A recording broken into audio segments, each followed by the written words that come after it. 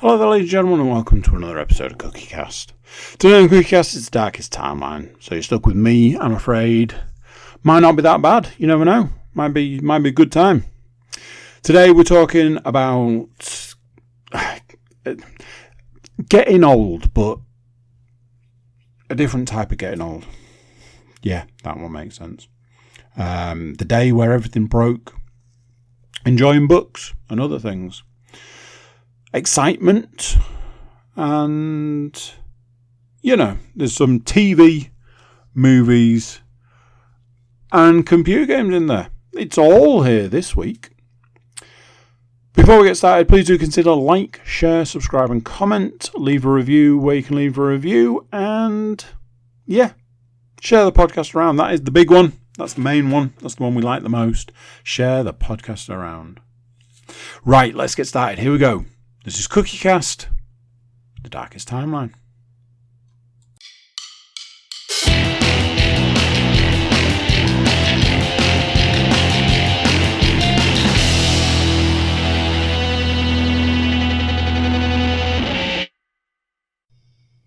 Right, same old. I've just got to surprise myself because it's 20 to 10. I'm drinking a coffee, a Guinness, a water juice type deal. And honestly, if I do anything else that's not podcasting, I think I'll just end up, I don't know at this point. What am I looking for? Oh, the list would be, I've updated my phone, which you would think would be simple.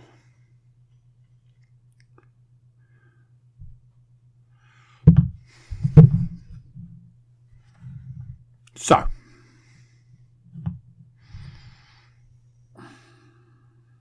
if today's podcast had a theme, part of me thinks it would be like excitement.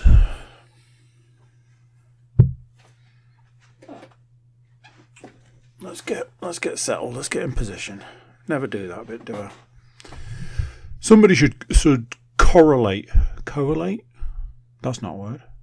Collect? The number of times I've started a podcast and not been sat in the right position. Fun. Oh dear. Wow, that's very full. Anyway. I bought an electric blanket.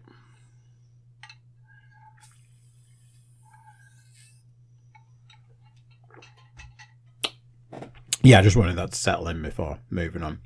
Some part of you is like, is that it? So, less than a week. I was going to say about a week ago, but it wasn't. Less than a week ago.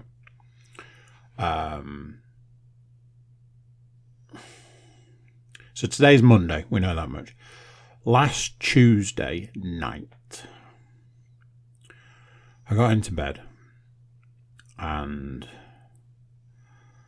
I was organically the coldest I'd been at that point in time. My feet were like 2 blocks of ice. My hands cold. I was cold. And I got into bed and little peek behind the curtain.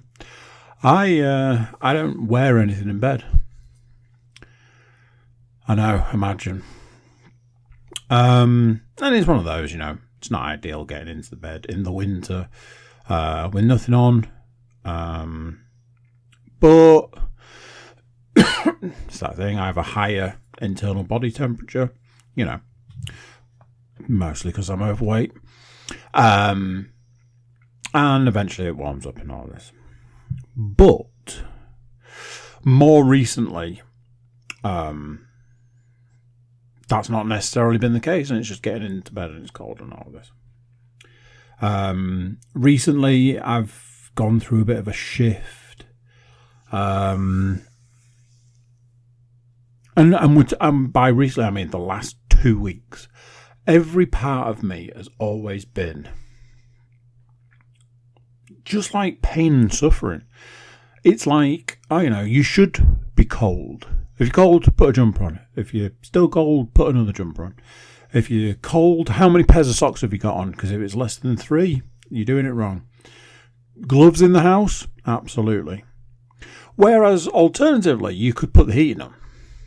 Now, obviously, we had the whole energy crisis, and in our house, we did a multitude of different things to get round the energy crisis. I'm not convinced that a lot of them are the answer. Let's buy 4 portable radiators and not put the heating on. There are times I have said this phrase. I'm going to go and get on the treadmill, purely just to warm up, and so on and so forth. My hands, because it's the winter, my hands are cracked and damaged. I got this massive split in my thumb. You get that whole washing your hands in the winter and they just dry out and they crack. And when you climb, you're using chalk. Working out, the hands just take so much abuse. Anyway, add winter to it and all this. And I spent days with these cracked, dry, rough hands, just peeling the calluses at all times. And then one day I was like, maybe I should put some hand cream on. And it's the same every year. The same time every year I'm like, that hand cream I put on made a massive difference. Why didn't I do it sooner? And it's this pain and suffering. It's this, I'm not going to put a coat on. I'll just put, a jumper on and then be cold. And there was a day I'd taken my youngest daughter to school and didn't put anything on my arms, and it was like minus something outside. Yet, later in the day, I put an Under Armour on. It's this, you've got to suffer. You've got to suffer through absolutely everything. And recently, I've been a bit like, why? And there's this aspect of, if you're not suffering, you're not hard. If you put the heating on rather than just wrapping up warm, all of this stuff. I think I've reached an age now where I'm like, I think I'd maybe like to be comfortable. And I'm starting to think it's an age thing, or just struggling to work out what the actual point to all the suffering is. So, got into a conversation with somebody, and I was saying about how cold it was, and I think we'd had snow and stuff by this point. And they were like, have you got electric blankets on all your beds? I was like, no way. Because to me, electric blanket is dying in a house fire. That's all I hear, all I think, all I see when somebody says electric blanket. They're like, oh my God, it's a game changer. It's an absolute game changer. You've got to get one. I got them for all of my beds and it's just the best. I'm like, uh-huh. And then they said those magical words. Oh, I thought they were going to be really expensive, but they turned out to be really cheap. So I'm like, okay, let me have a look. Let me have a look. I had a look, and everywhere I was looking, it was like, oh, you can spend £120 on an electric blanket, or you can spend £25 on a king size. I'm like, okay, that's a bit of a difference. So I start thinking about it, and I'm like,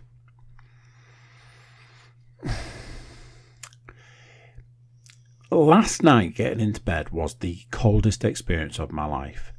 How many more of these do I have to go through to prove myself? To what? To who? what am I trying to prove at this point has basically been what I've come away with. And I've gone, if I happen to stumble across an electric blanket that's king size and it's £25, it's coming home with me. Now, those criteria are quite steep. So I think I was fair, because I was like, it's just not happening. So when I walked into a shop, found their electric blanket section, and they were like, oh, these electric blankets should be this much, but in actual fact, you can have a king size for £25. I was like, well, that to me is a sign. So I picked it up, I put it in my basket, and I brought it home. And I kept saying to Leanne, I was like, I've bought something and you're going to hate it. Right up till the point where you're going to get to use it. And I think you're going to be like, purchase of the year. So we got it set up on the bed. Seemed to be fairly standard. Just put it on, tie it down, plug it in. Done. Turned it on and everyone's like, is it working? Like, no. So me and my youngest daughter just kept touching it going, does it feel like it's working? And we were both like, not really. 5 minutes later, like, it maybe kind of feels warm, possibly. So Leon's like, look, everybody just leave it alone. Go away and come back later and we'll see. So I got all the little guys to bed. Came back and I was like, ooh, it's working and it's warm. And that was that. So, two things sort of, there's like a cross section. It's not cross section. They're like cross paths at this point. So two other things in the podcast, cross paths at this point. Got to a point in the evening where, one, I got really excited to run off upstairs and put the electric blanket on because I was going to be going to bed in the next half an hour. The level of excitement was maybe more than needed to be required and was maybe not enough. Who knows? I was just very excited. I then was sat reading a book that I've been very much enjoying, which I'll talk about in a bit. And then, by the time I went upstairs, my feet were freezing, my hands were freezing, but the excitement was through the roof. I get my teeth brushed, I get into bed, I get undressed, and I go to get into bed, and I get in the bed, and I'm just like, I don't want to oversell it, but this could be the greatest moment of my life.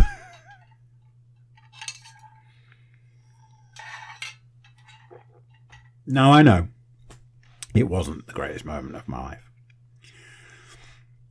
But at that moment in time, it sure felt like it. The memory of the night before being so incredibly cold, and the moment of getting in and going, I'm not cold.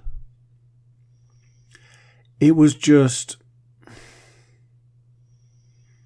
an amazing moment in my life. And for a series of days after that, running upstairs, putting the electric blanket on half an hour before going to bed, and the sheer excitement, the joy, the knowledge that I was going to be able to get into a nice warm bed. And then, I think it was Saturday, it was going to rain all day, but it was also going to be 12 degrees. And it's been really warm since then.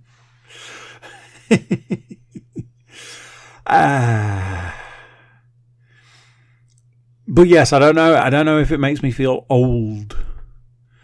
Like I've reached a point where I'm just like, I can't do this anymore. I'm not a young man. It's not. Being cold is a young man's game, or I don't know what. But yeah.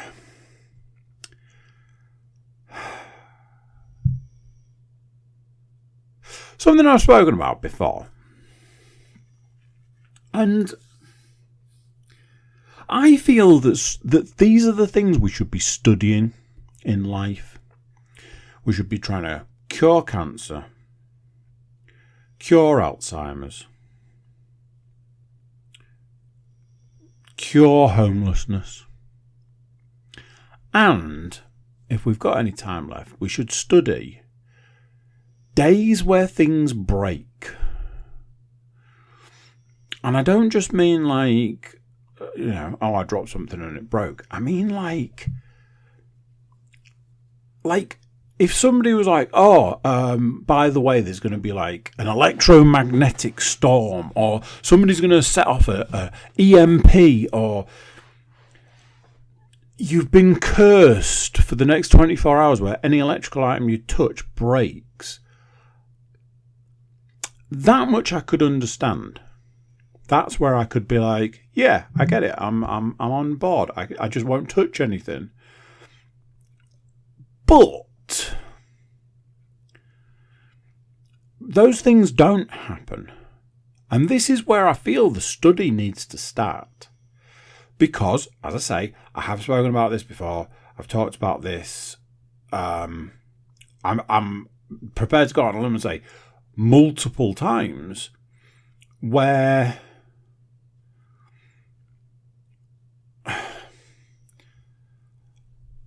all right, I'll give you an example. Okay.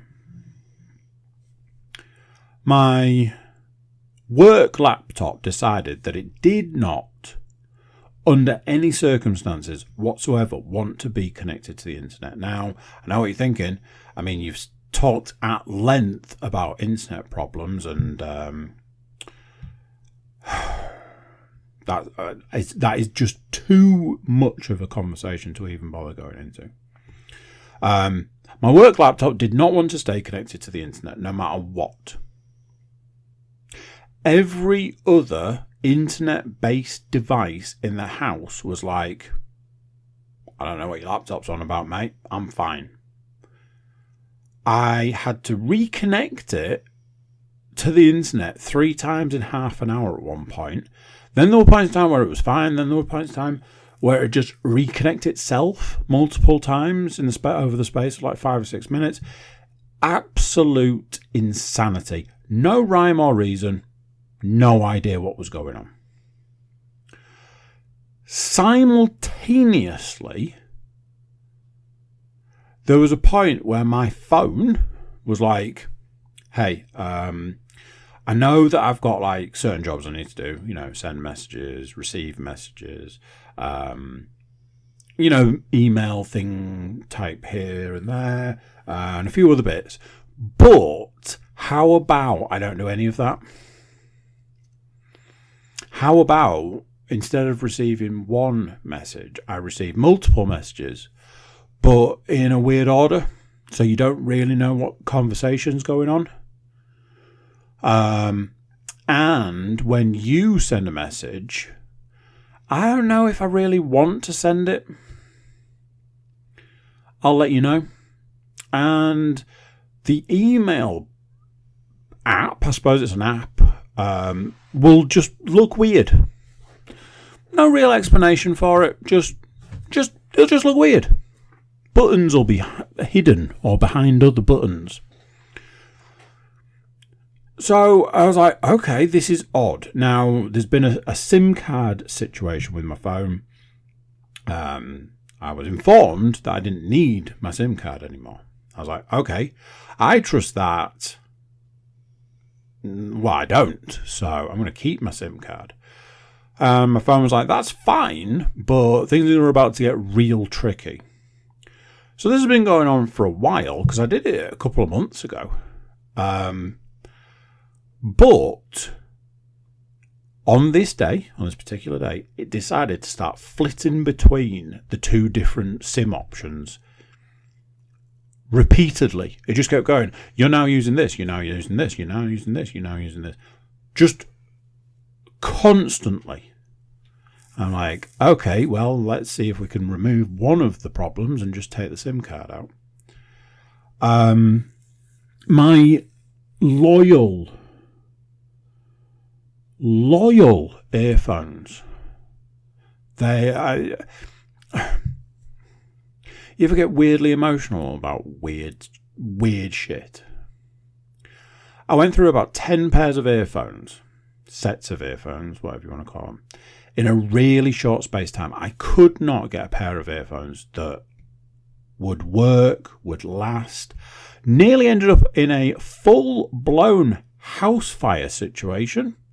Still to this day, the concept of what happened on that day scares the absolute shit out of me. I plugged a pair of earphones in on a charging cable on a sofa chair type thing. Walked away, and I just happened to come back 5 or 10 minutes later, and the thing was sparking. And all I ever think is, if I hadn't walked back in, we might have all not made it through that situation, because that was a house fire waiting to happen. That was one of the sets of earphones I had at that time. They died. I had a pair that I sent back the same day I got them. Just constant. And then there was the point where I was like, maybe if I spend a little bit more money, then I can maybe ensure that I get a pair that work. Would have been a nice start. Round the time of the pandemic, round the time where all you could really do was run, so I was running, and I needed earphones. Could not get a pair of earphones to stay with me. And then I got these, and these were just a little bit more expensive than what I've been paying. A reputable brand, a brand I've had in the past a lot, and have done me fine in the past. So I was like, these, I hope, will do the job. And they've been with me since. And they have been amazing. Absolutely perfect for the situation I want them for. So I go to set out on my run. I'm like, what's going on here? Why aren't the earphones turning on? Is the battery dead? What's happening? I don't understand. Trying the button. Took my gloves off because I was like, maybe it's because I'm not trying to press the button properly. But then my hands were cold and I couldn't really feel if I was pressing the button properly. Trying. Switched sides because I only ever have one side in. Tried again and they worked. And I'm like, fuck, one side of the earphones has died. God. Balls. I'm like, okay, let's face it, that side is the side that takes a lot of abuse because it's the side I don't put in my ear, so it's banging around all over the place. Fair enough.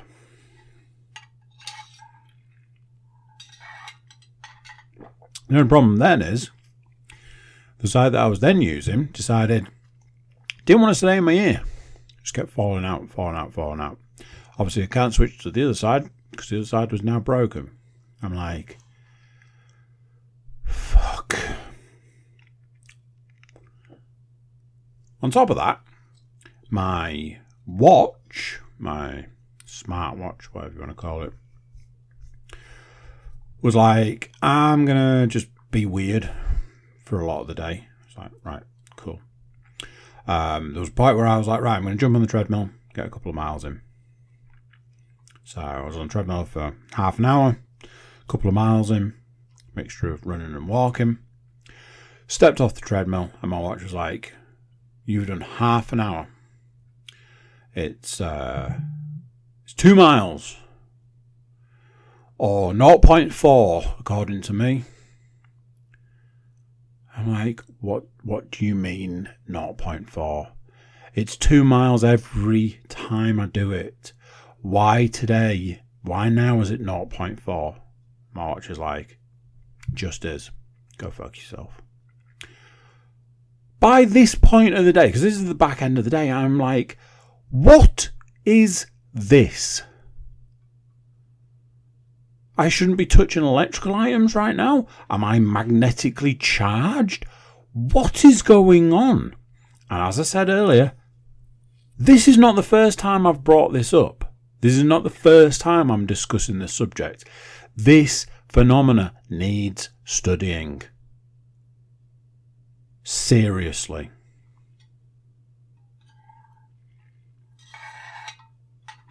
So I mentioned before, I've been reading a book. I've been reading a book. I recently finished it.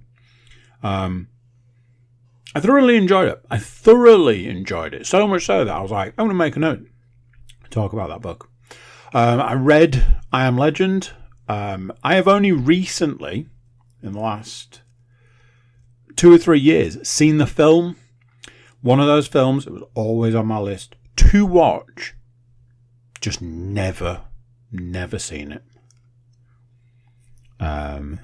So, saw the movie 2 or 3 years ago, went, yep, cool, fine, job done.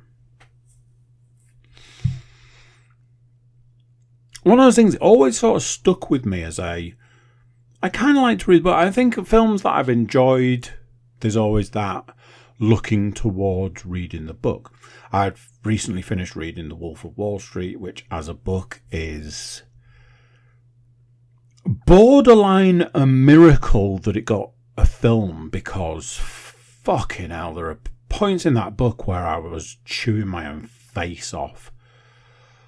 Honestly, just mind-boggling. And then there are other points where you're like, yeah, I can absolutely see why this got a movie. So I wanted something, different, but something that had warranted a movie. And I was like, hey, I think I'm going to read I Am Legend. And I got it Kindle for not a lot of money. And I really enjoyed it.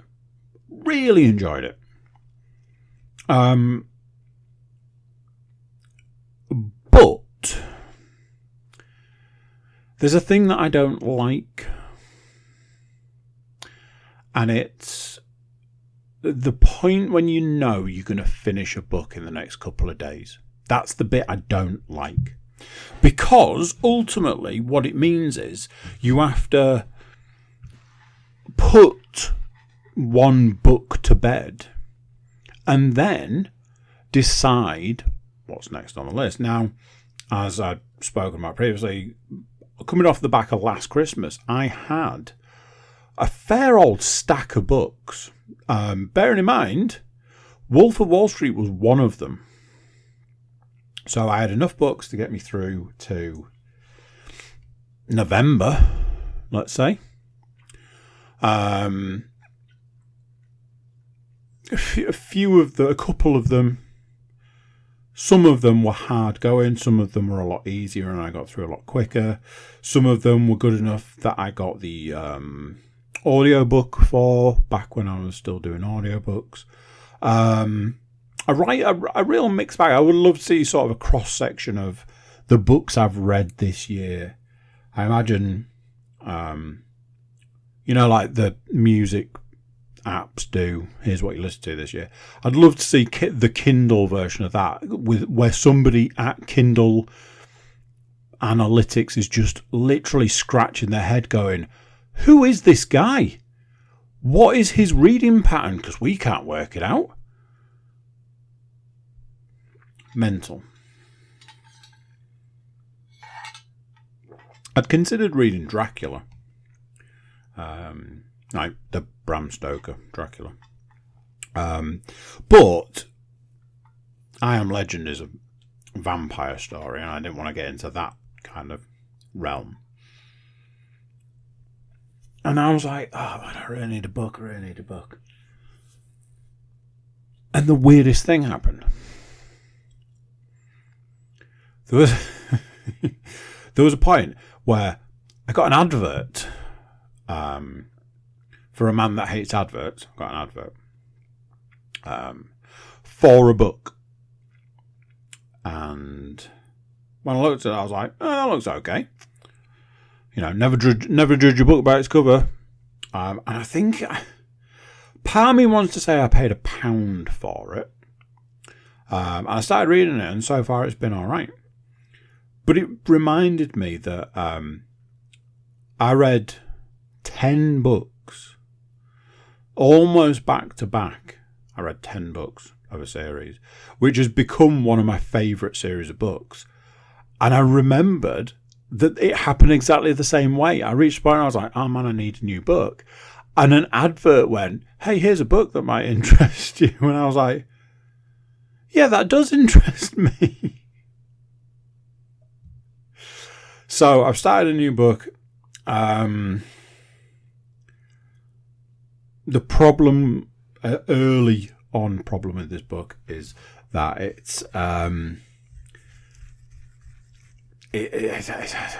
story that's been sort of done to death a little. But on the other hand, that's kind of intriguing to see how this series of books, because it is a series of books, is going to deal with there's a saying like a road previously travelled or something. So I'm kind of looking forward to that. Like, how are you going to do this and not make it old and tired? So, yeah, we'll see on that one. A little bit of book club there for you. So, a debate has come up, partially in my house, partially through a post I saw on social media, partially from some of the things I've seen in the area that I live. It's currently, we're moving towards the last week of November at this point. Obviously, by the time you get this, it'll be closer to Christmas. So it won't make as much sense, maybe.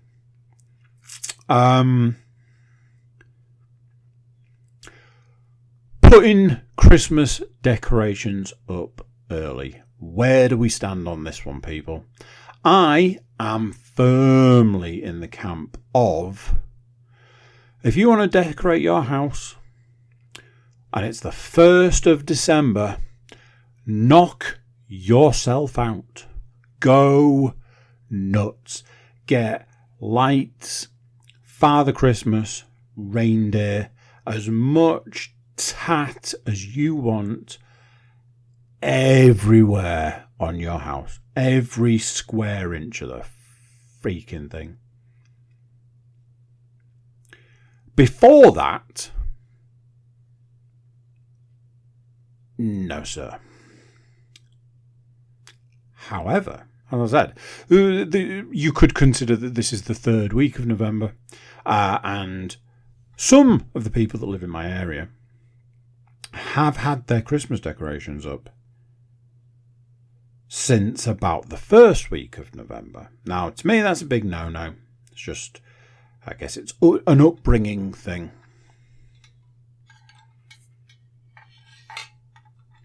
Recently saw a post on social media talking about you shouldn't criticise people that put their Christmas decorations up early because maybe they just want a little bit of joy in their life.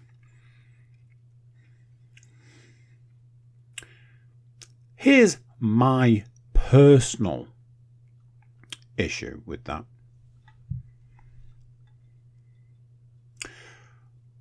Why do you not have any other joy in your life?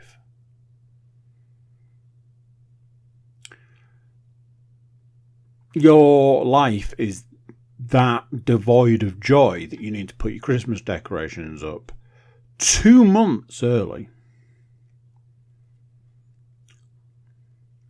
Where I've just spoken for X number of minutes about a book I really enjoyed reading. And I'm going to go on to talk about a TV show I'm watching. I'm going to talk about a movie that I watched. I'm going to talk about other films in passing and multiple computer games and etc, etc, etc. And I physically cannot find the time required for all of those things that I've just mentioned. There are points in time where I'm like, the one thing I want to do is enjoy X. I'm going to make the time for it. It's often, I'm not going to lie, it's often a Steam Deck related thing. I'm going to put the Steam Deck on and I'm going to play this game. That's how it goes. A number of times I never get to it. Too many to speak of.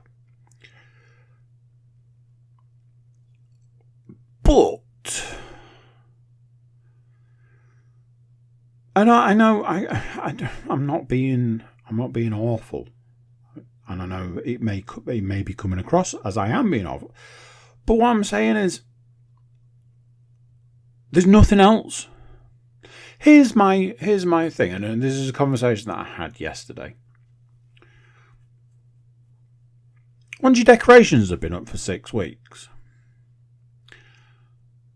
and you haven't had Christmas, and then you finally get to Christmas Day and you look around you and you go,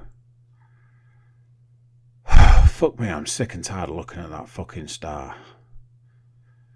Oh God, that tree. Can I put the tree away yet? Can I put it in the bin? Can I just do... Is that not it? Do you not get to the point where you're like, I am sick to the back teeth of looking at all this shit?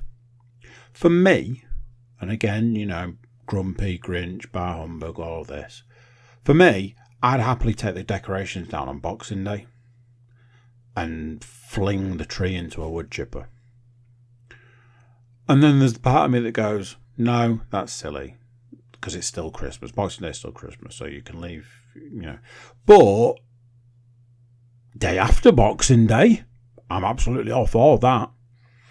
And I understand, you know, there's this Christmas period. But to me, there was a time, it was like, you couldn't do it until like 2 weeks before Christmas, and you couldn't have them up 2 weeks after Christmas. That's still a month of Christmas decorations. Is that not enough? I just... Don't judge these people. Don't judge them. Because maybe they just need a little bit of joy.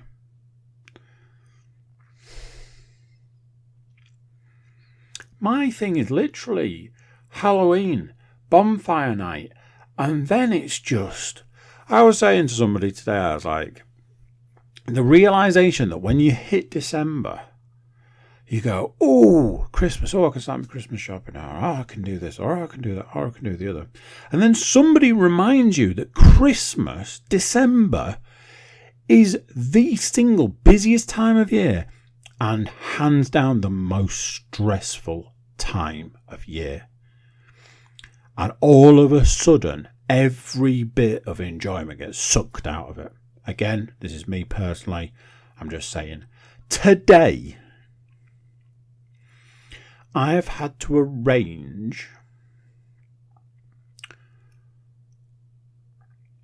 not even fully arrange. I've had to arrange a nativity, 3 different occasions of watching my daughter's dancing, 3 separate occasions watching my daughter's dancing, a nativity, a carols situation.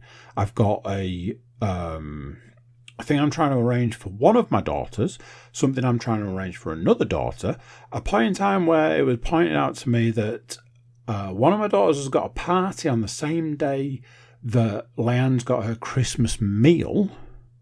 So that has changed the entire dynamic of the day, because my daughter was going to go to one place and then go to another place and then go to a party.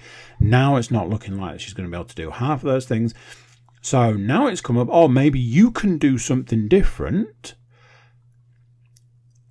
There was a point today where it was just one thing after another thing. I was sending a message while sending an email while sending a text at one point today, and all 3 of those were to do with sorting something out, and all 3 of them were different things. That's just sorting them out. That's not even getting close to discussing the fact that I then actually have to go and do these things. Honestly. And yeah, I'm not oblivious to the maybe not having 4 children side of things. I fully get it. And I get it. Maybe putting that star on top of that tree is the highlight. But is that star on that tree not going to get fucking dull after 6 weeks?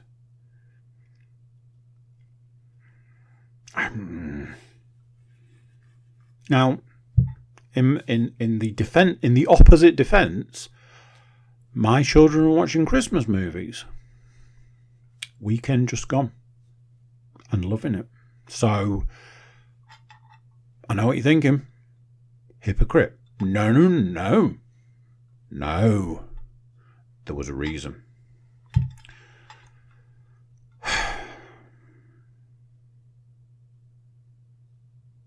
Supposed to go to a gig on Wednesday.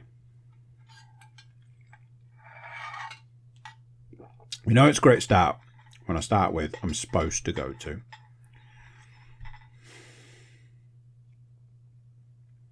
I tried to be proactive. Being proactive is a scam of some description, or a con, or an illusion, or something. The realization that there's no such thing as being proactive. There's just punching yourself in the face. I knew I had a gig coming up, and I was like, okay, cool. I've been to a gig recently, as we know. I stupidly thought the gig was at the same place and went, right, I know which car park to go to. I'll set the sat nav for there, drive there, park up, go to the gig, enjoy the time that I'm there, jump in the car, drive home. Job done. I'll just double check where I'm going. That's not the same place. Where the fuck is this place? I can't say I recognise the immediate streets around it. Zoom out.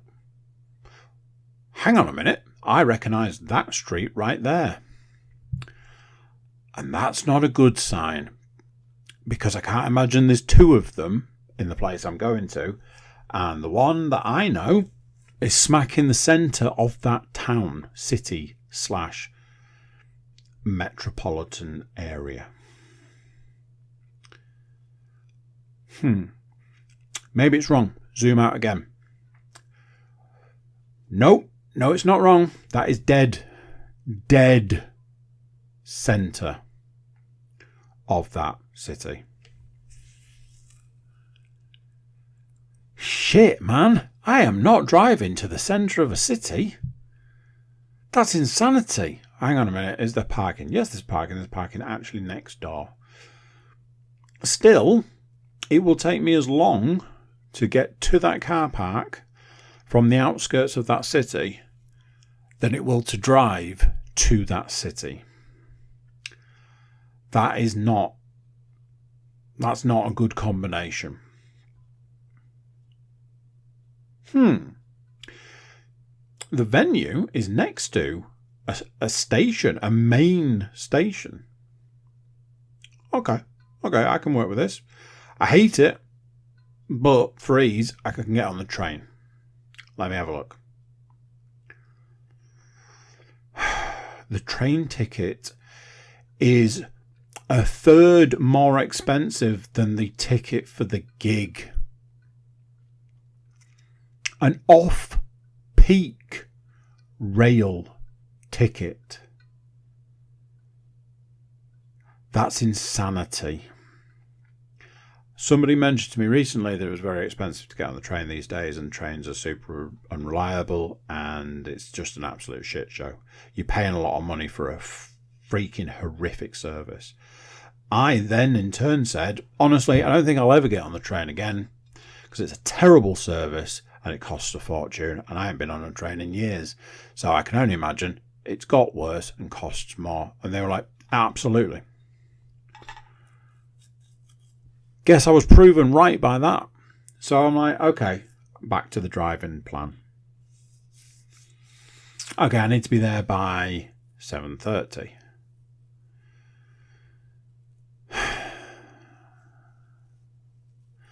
I can't leave until 6 at the earliest. It's a 90-minute drive just to get to the outskirts. I'm gonna say I'm going to go conservative 45 minutes to get from the outskirts to the car park.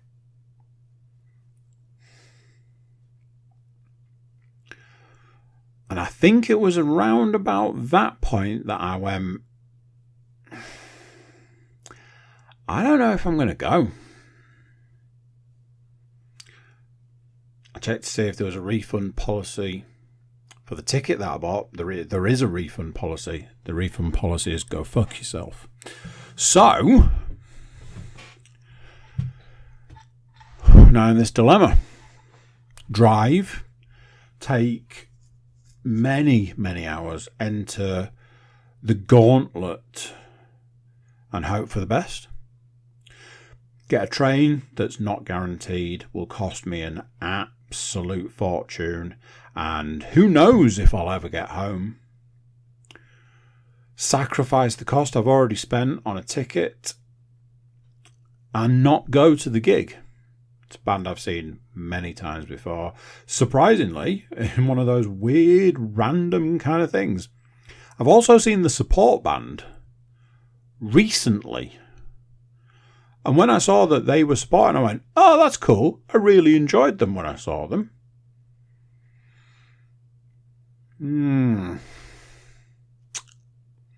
I ended up having a conversation with Leon and I was breaking it all down. And she was like, yeah, I think I know what my response to this one is. I was like, oh, I know what your response is.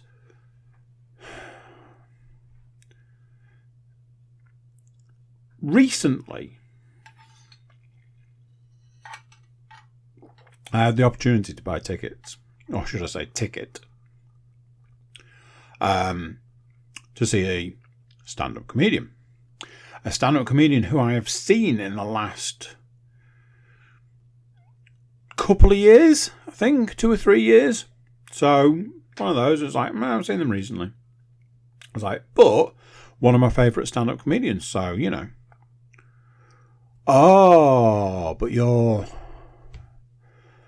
playing an arena. Okay. How much are the tickets? Oh, so the worst ticket you possibly get is, and you know, it does that thing where it's like, it's this much, but once you've added this fee and this fee and this fee, it didn't quite double, but nearly did. And I looked at it and went, oh, okay, so I'm never seeing that person again. Because it's not like an arena act goes from an arena act to doing theatre shows. I'm pretty sure the stand-up sort of thing is just get bigger. And I went, I guess I'm not seeing that person anymore then. That's nice. I've heard a lot about these like shows, like live performance, like, you know, there's a podcast to listen to that do a live podcast. They've been talking recently a lot about the possibility of cancelling shows, the possibility of not doing the podcast anymore because it's purely a live show, and so on.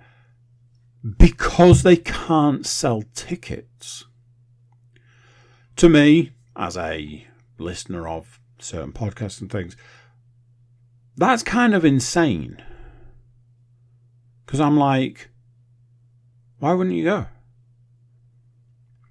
Yeah, I'm starting to get an idea of why people might not be going to live shows at the moment. When it costs you 1 and a bit times to travel, let alone the time it takes to travel, or when it costs you over twice as much to buy a ticket as it did the last time, when you've got, let's face it, just completely made up charges added to tickets left, right and centre, that none of which are explained. One of the tickets I looked at recently, the ticket price was the starting thing, and it was like, it's this much money, and like, all right, cool. 4 charges were added to that ticket. My absolute favourite of the 4 was the e-ticket. Yep, they wanted to charge you for an electronic ticket, because of the processing cost for that electronic item. And it ended up being twice as much as the ticket price. Again, I was like, well, I guess I'm not going to that then, am I? And that was that. And now I'm in a situation where I'm in this catch-22 situation. Catch-22 situation. Where... what is the answer here? Answers on a podcast. Answers on a podcast, you muppet. Answers on a postcard, please, people.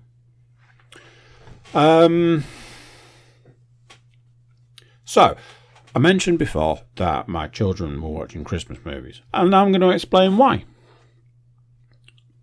So, in the month of December, the time to watch as many Christmas movies as you want,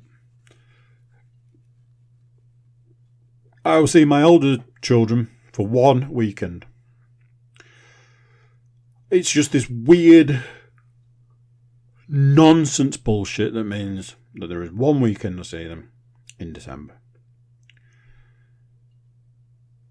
Anyway, that means there's only one opportunity for them to watch a Christmas movie. So there we go.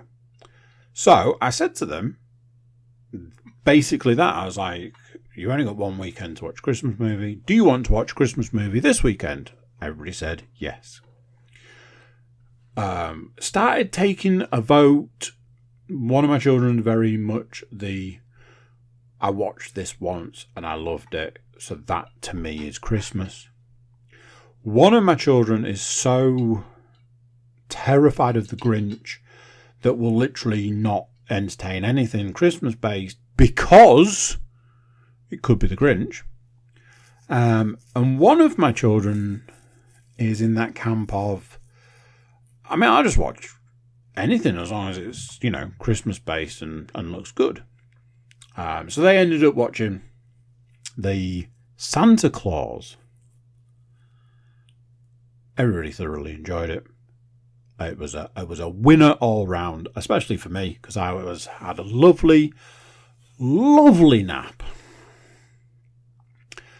So, that was Saturday. Sunday rolls round.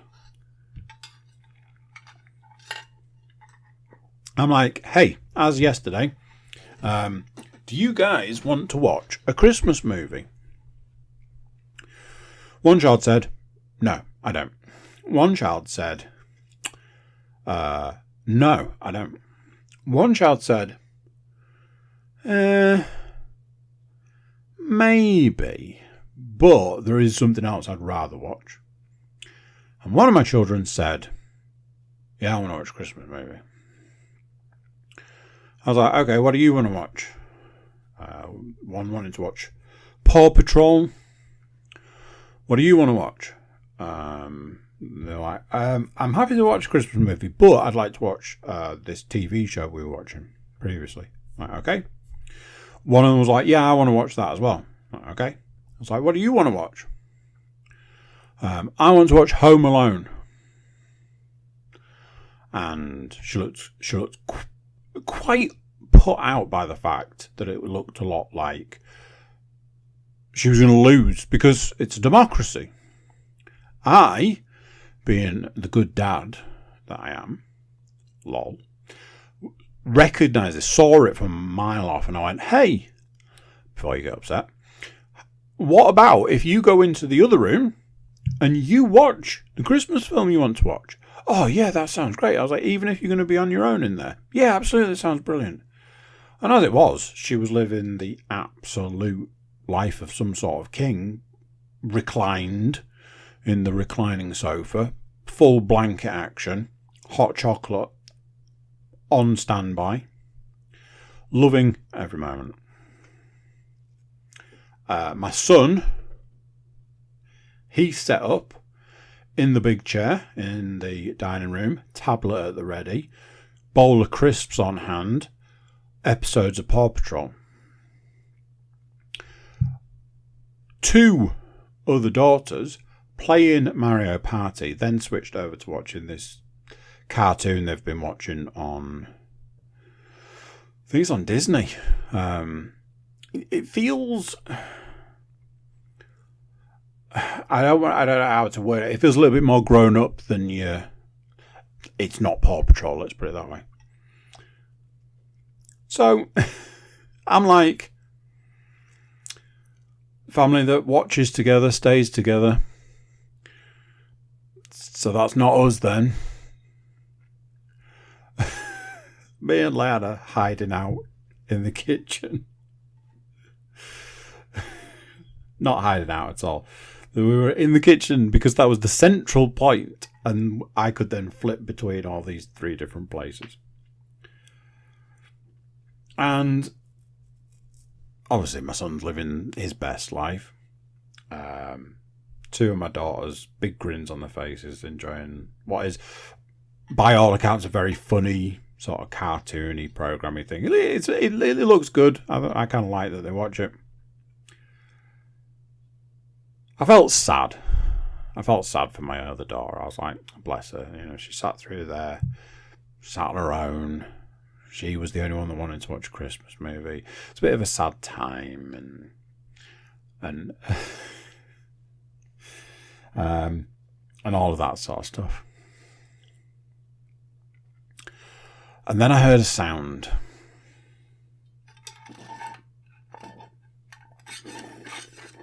And I was like, I thought she was watching a Christmas film and not a Halloween movie because of the cackle that came from the room. And honestly, I don't think I've heard anybody laugh like that child laughed at that movie possibly ever. And there are times, like, I think there are times in certain situations, like when they're all together, like one of them laughs and then the others might laugh as a reaction to somebody laughing. I know that can be a thing with children sometimes if they don't understand why something's funny, but somebody else has laughed, then they laugh. But obviously this wasn't that. This was the purest form of enjoyment, the purest form of laughter. When you sat on your own and you laugh out loud, there is no higher form of comedy. I have always said, if you watch stand-up special on your own and you laugh out loud, even if it's just 2, 3, 4 times, that stand-up special is absolutely the best there has been. I can name a series of stand-up specials where that's happened. And then what you do is you go to other people and you go, hey, let's watch this. And then, you sit and howl with laughter. But yeah, it warmed my little cockles to listen to. It's just the absolute guffaw that was coming from that room. I kept going, like, you all right? Yeah. Enjoying it? Yeah. Good? Yeah. Bless. I watched one episode of Atlanta, which was so insanely, bafflingly mental that I don't think I can talk about it. I haven't even written it on my list. The only reason I'm mentioning it is because I know it happened, and just utter insanity. I wouldn't even know where to begin. And there are certain aspects about that episode that I'm like, I'm pretty sure they were portraying this. Terrifying. So instead, I can talk about the fact that I watched 2 episodes of The Old Man. Simple as I can. This series is not delivering for me. This is not what I wanted from this series. I know that this is all based on a book, and I believe that the book is a bestseller. I wonder how much this series is based on the book. it's doing those horrible things that American TV shows do, where they're like, oh, we're off to, they've already done we're off to Afghanistan. So we've done very little to make this look like Afghanistan. My favourite, obviously, has been, we're off to Britain. We're going to London. And we are working on the principle that nobody in England is going to watch this show and point out all the inaccuracies. So there's a lot of that at the moment. It's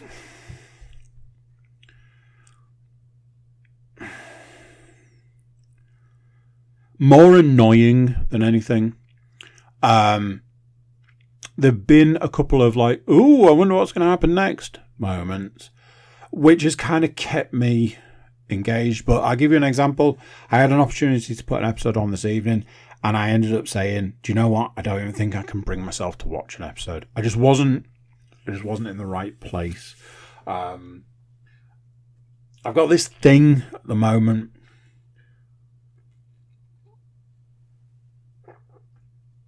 This week is so incredibly busy.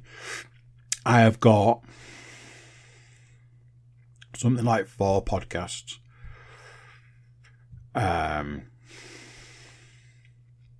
No, sorry. Stand corrected. 5 podcasts this week. This is the first.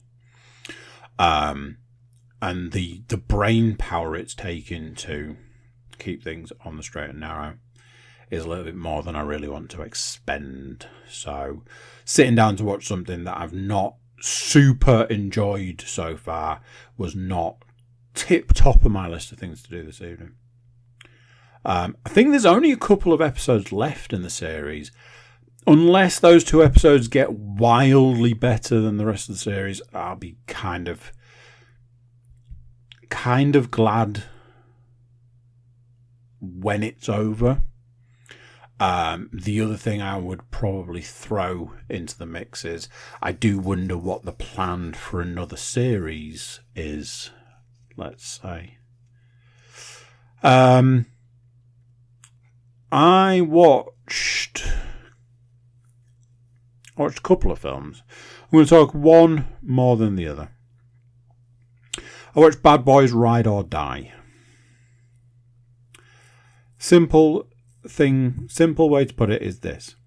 Bad Boys Ride or Die walks a very, very, very, very thin line. On one side of the line, there is the worst film you've ever seen. On the other side of the line is a really good action movie that reminds you a lot of the first Bad Boys. The entire film, Bad Boys Ride or Die, straddles that line. 1 minute you're like, this is terrible. And the very next moment you go, this is great, I love it. I have to mention this. I have to point this out before I go any further. Because this kind of, in a lot of ways, sets some sort of tone. There's a point where Will Smith nearly gets run over. And very quickly I went, hey, that's the Porsche from the first Bad Boys. And it cuts to the person driving it, and it's Michael Bay. And obviously, Bad Boys movies are not made by Michael Bay anymore, but they used to be. And I went, oh, what are we doing here? Because what's supposed to be like a tip of the cap, a nod, a passing the torch, or any of those other things, in actual fact, it's just super cringe. Obviously, we all know that the Porsche in the first Bad Boys was Michael Bay's, blah, blah, blah. Honestly, I will say this, because you might have seen it already, even if you haven't seen the film, but the Reggie bit, chef's kiss. There's a shootout that I think has been wildly sort of advertised because Will Smith and Martin Lawrence did their own camera work with these rigs. Fantastic. Really well done. Really impressive. And then there's other things. All I will say, without spoiling too much, is the past lives element of the film. Terrible.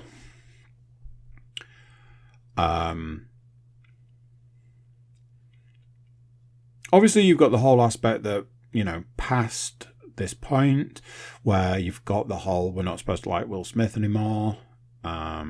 So there's that difficulty, if you were to laugh at a particular point, or if you were to smile at a particular point, or enjoy a particular point that had Will Smith in, you'd be like, now I feel bad. So there's that as well. Trying desperately to remember what I said about Martin Lawrence in my review of the last Bad Boys movie. I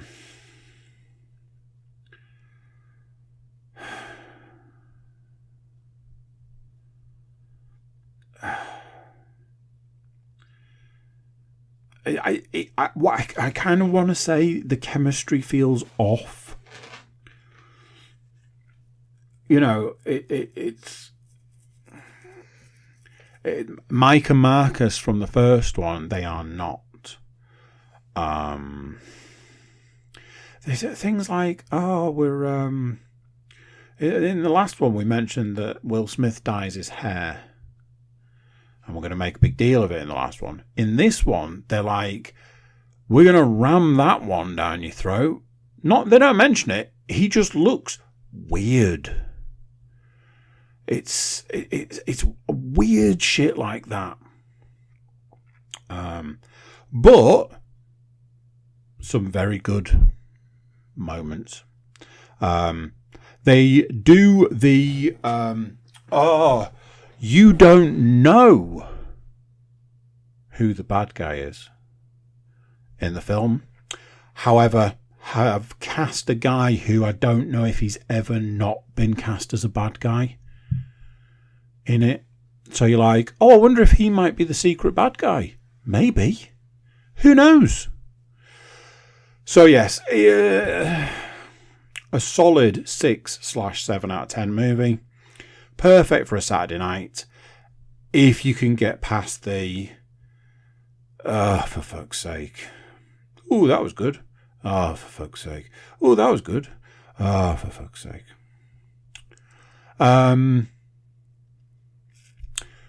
Passing mention. Managed to convince my... No, I'll try that one again. My daughter really wanted to watch the Flash movie. Don't blame her. She's 12 and she likes superheroes. I said, hell no. You can't watch The Flash because you haven't seen the Batman movies and you won't know who half of the people are. Then I thought, hey, maybe she watches The Flash. She'll realise that Batman's a really good character and it'll make her want to watch the Batman movie. So I was like, hey, I think you should watch The Flash just so that you realise that Batman's the best character in it. We sat down to watch The Flash Saturday night. I was a little apprehensive because I was like, I seem to remember it being kind of okay, but not great. And again, just like with Will Smith, you have got the whole Ezra Miller thing. Let's just leave that one there. We sat, we watched it. I didn't fall asleep, which is also, a big plus. And I really enjoyed it this time round. I really enjoyed it. I had a great experience. I have found that watching certain films with my eldest does amplify them somewhat. She came away going, you're right, Batman's a cool character. And I went, I was going to say project. I achieved my goal with that one. As I said to her when we were walking away from it, I was like, ultimately, it's a good film, but Other Barry is annoying as anything. Let's talk computer games. I played a little bit of Blade and Sorcery. Found that it had the single player update, which is what was missing from the last time I played it. It's good. I enjoyed it. I've watched a couple of videos since because I was a bit like, okay, so what's the point again? Because I thought there was like a story. And what I found from watching these videos is that there really isn't an actual story. You just kind of have to do these missions which kind of push you in a sort of direction, which feels weird. And there is points where it does feel like there is some sort of story. I'm just not sure what it's supposed to be. It's cool. It's a cool game. It's got some, it's got great mechanics, and I know that's what it's sold on. But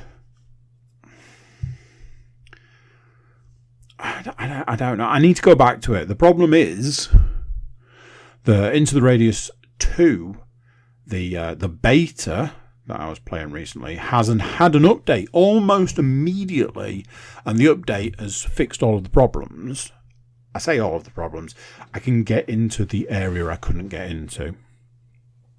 One of those updates where some stuff is better and some stuff is categorically worse. The missions are super grindy. I don't remember it being like this. Like every mission, like go and pick this thing up. Like again, you gave me that mission last time. I don't remember it being like this. Obviously, you've got all these new areas, you've got these new enemies to deal with, you've got new weapons. There's a horrible glitch surrounding the shotgun and reloading the ammo pouch, the ammo holders on the shotgun. This weird, horrible glitch, which is super annoying and hopefully will be addressed at some point. Honestly, it's just a lot of fun. I saw a video last night that was saying Into the Radius 2 is a game, I'm about to say film, is a game about a gun nut who likes wandering around. And I'm like, yeah, you're kind of right. I do really want to play it. I do really want to enjoy it. I do really want to sort of see more of it. The grindy missions are not helping things. And there's a distinct lack of enemies. I need to go back to the settings and just double check that I've got the enemy settings right. Because you can set how much you want to see enemies in this version of the game. And I thought I'd set it to normal, but I maybe haven't. I maybe set it to low. I don't know. I need to check. Couple of passing mentions. One, told my daughter I bought a game which I wanted her to try just to see. I was like, there's no right or wrong answer with this one. If you can do it, great. If you can't, no problem. I just want to see. So I bought the orange box for £1.87 purely to get Portal, because Portal was £8 on its own. And I went, weirdly, I think that my eldest would get something out of this. Got to give her a try. She was like, the controls are the wrong way around. I was like, that's easily fixed. Here, try this. She was like, yeah, okay. I was like, it's going to go one way or the other. She's either going to be like, I can't do this and I don't care. Or